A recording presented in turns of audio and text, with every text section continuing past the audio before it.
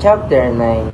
This lesson provides in an insightful overview of the fundamental components of the small business management and entrepreneurship. It highlights the critical role the effective of management play in ensuring a business success and sustainability. Understanding the interconnected areas of management emphasize the need for a holistic approach where each aspect contributes to the overall health of the business.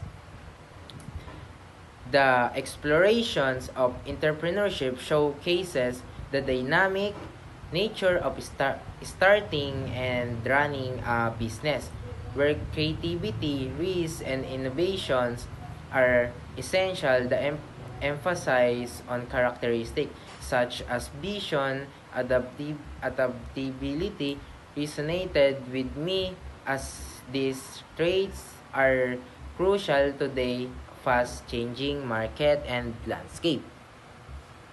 Moreover, the distinctions between different types of entrepreneur boarding, the understanding of the entrepreneurial landscape highlights that not all ventures have the same goals or impact.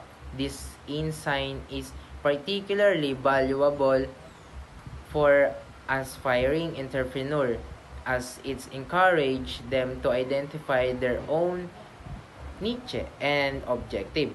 Overall, the lessons reinforces the importance of preparations in strategy and planning and continuously learning in both small business management and entrepreneurship. It serves as a reminder that successful venture require not only a good idea but also robust management practice and willing to adapt to challenge and opportunity. And that's all for the all reporters to 1 and 9. Thank you.